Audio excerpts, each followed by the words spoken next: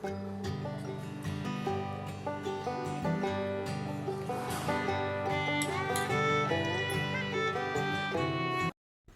Friends, welcome back to my channel. இன்றைக்கி பார்த்தீங்கன்னா பாசிப்பருப்பு பாயாசம் எப்படி டேஸ்ட்டாக செய்கிறதுங்கிறத பார்க்கலாம். அதுக்கு 1 கப் பாசிப்பருப்பை குக்கரில் ஆட் பண்ணிவிட்டு மீடியம் ஃப்ளேமில் வச்சு நல்லா வறுத்து எடுத்துக்கோங்க. வறுத்ததுக்கப்புறமா இதை நல்லா வாஷ் பண்ணி எடுத்துக்கோங்க. வாஷ் பண்ணதுக்கப்புறமா அதே குக்கரில் 2லேருந்து 3 கப் அளவுக்கு தண்ணி சேர்த்து லைட்டாக உப்பு போட்டு 3லேருந்து 4 விசில் போல் வச்சு எடுத்துக்கோங்க. சைடில் 1/2 கப் ஜவ்வரிசி 1/2 மணி நேரம் ஊற வச்சதுக்கப்புறம் அது கூடவே 2 கப் தண்ணி சேர்த்து நல்லா வேக வச்சு எடுத்துக்கோங்க. அதுக்கப்புறம் 1 கப் பாசிப்பருப்புக்கு 2 கப் வெல்லம் சரியான அளவாக இருக்கும். அதில் 2 கப் வெல்லம் சேர்த்ததுக்கப்புறமா 3/4 கப் தண்ணி சேர்த்து வெல்லம் உருகிற அளவுக்கு சூடு பண்ணி நல்லா வடிகட்டி எடுத்துக்கோங்க. வெல்லத்தில் எப்போவுமே டஸ்ட் இருக்குங்கிறனால நம்ம எப்பயுமே வெல்லத்தை வடிகட்டி ஆட் பண்ணிக்கோங்க. வடிகட்டி வச்சுருக்கிற வெல்லத்தில் வேக வச்ச பாசிப்பருப்பையும் ஆட் பண்ணிக்கோங்க. அதுக்கப்புறம் பாசிப்பருப்பை ஆட் பண்ணதுக்கப்புறமா வேக வச்ச ஜவ்வரிசியும் ஆட் பண்ணி நல்லா மிக்ஸ் பண்ணிக்கோங்க.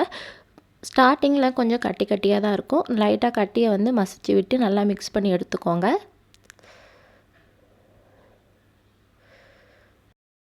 இதை மிக்ஸ் பண்ணி சைடில் வச்சுருங்க. இதுக்கு தேங்காய் பால் ரெடி பண்ணணும். அதுக்காக நான் 1 கப் தேங்காய் மிக்சியில் போட்டு நல்லா பொடியாக அரைச்சிக்கிட்டேன்.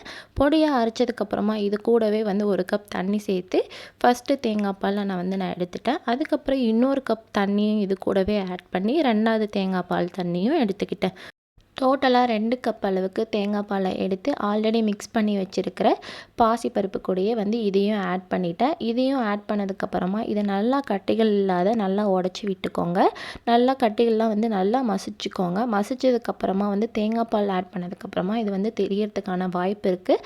ஸோ நம்ம மீடியம் ஃப்ளேமில் வச்சு லைட்டாக ஒரு கொதி வந்ததும் இதை ஆஃப் பண்ணிடணும்.